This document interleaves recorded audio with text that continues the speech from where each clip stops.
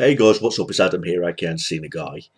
I want to thank everybody for checking out my Friday the 13th review, the one previous to this one, which I'm reviewing now, Friday the 13th Part 2, which came out in the year of 1981. May 1st, I believe. May 1st of 1981, the sequel. But in regards to the first movie, I just want to say thank you everyone for checking it out. I thought, what better way to make a movie review on Friday the 13th?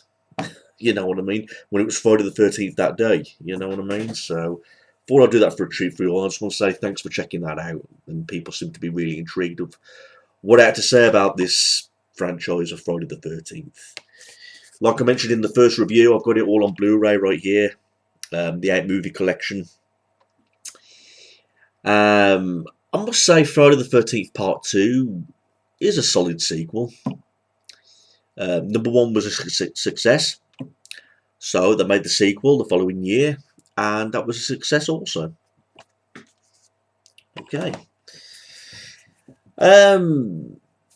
Which one do I prefer out of number 1 and 2? I'd say I like them both equally. I mean, I think they're both great films. I mean, one thing I love about the 80s movies, and especially the Friday the 13th movies, is that they're straight to the point. There's no complication with the plot.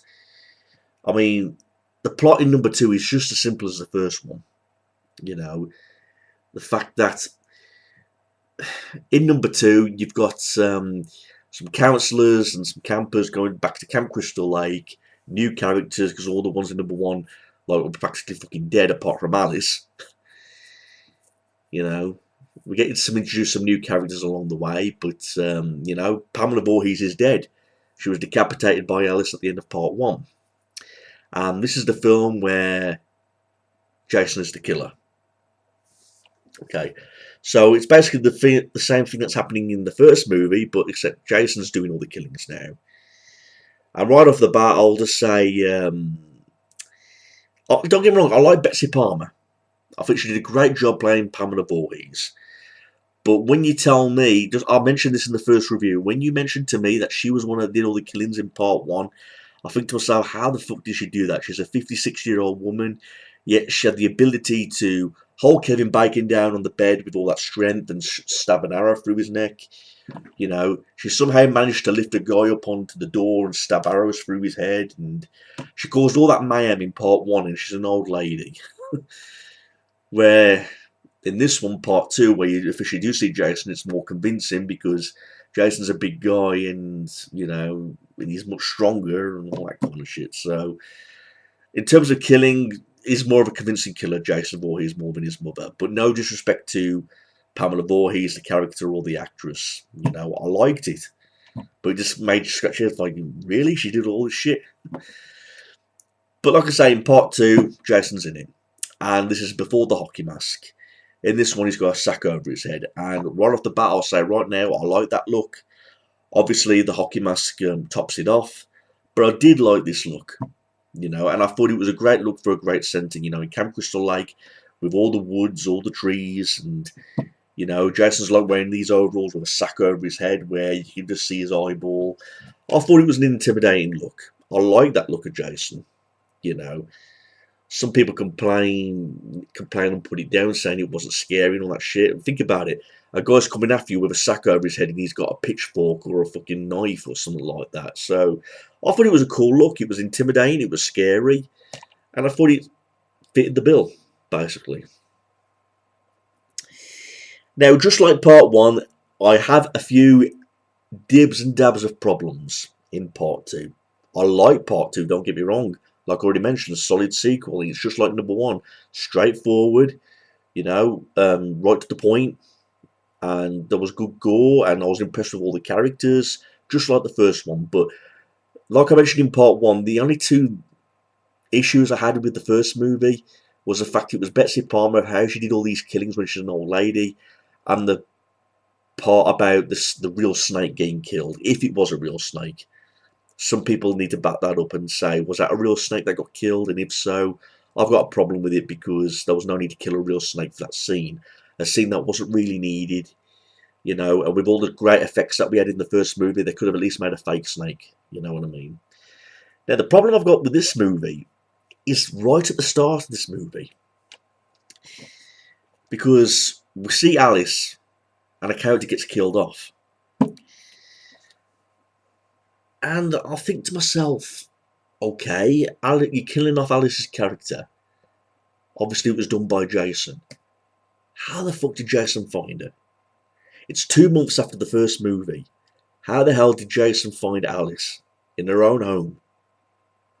I don't know if he read a newspaper, looked her up in the phone book, went to the library, or I don't know what the fuck Jason did.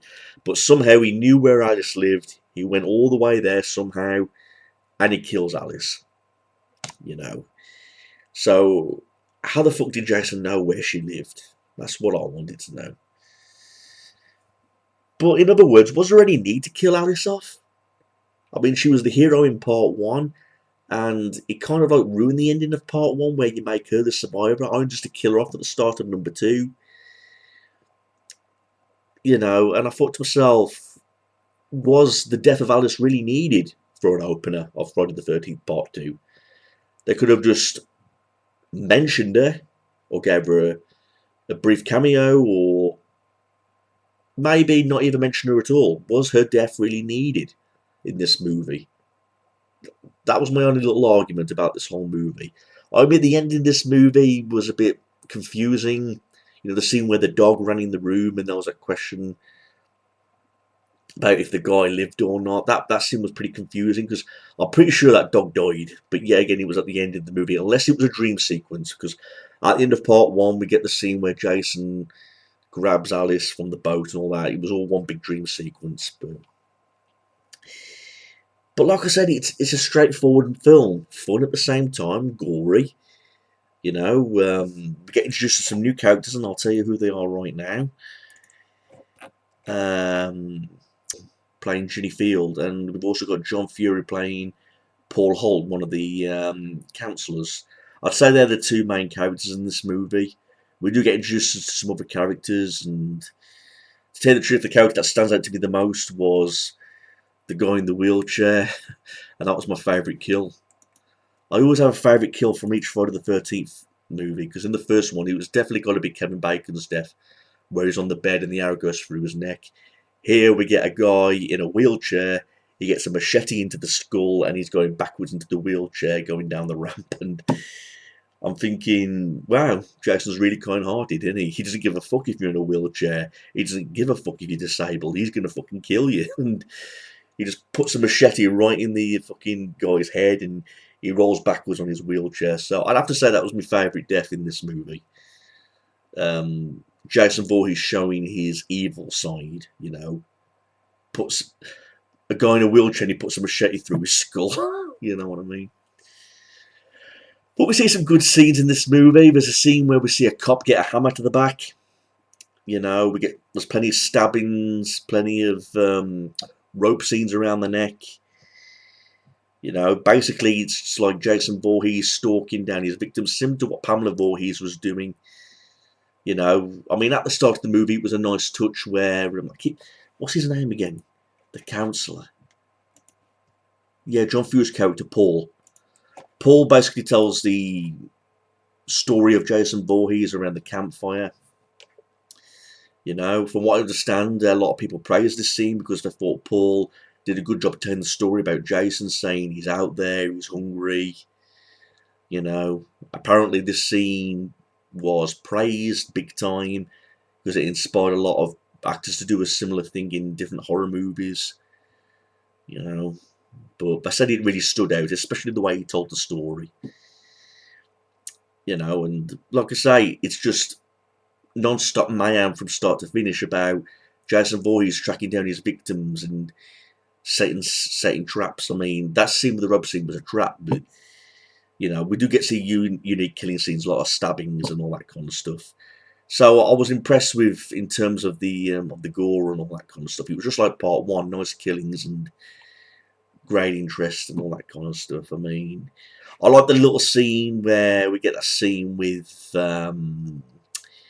Ginny Field, where she pretends to trick Jason, you know, pretending to saying that she was Jason's mother, because we get to a scene where Jason chases her into this cabin, and his mother's decapitated head is on the stand, and she decides to fool him by putting his mother's sweater on her and putting her hair back and pretending that she's Pamela Voorhees, saying, Jason, mother is talking to you, and basically trying to trick Jason into believing that that was the mother and all that kind of shit. And she manages to put like machete through the shoulder pretty deep, and that was a great scene also. So I like that little bit of a turn.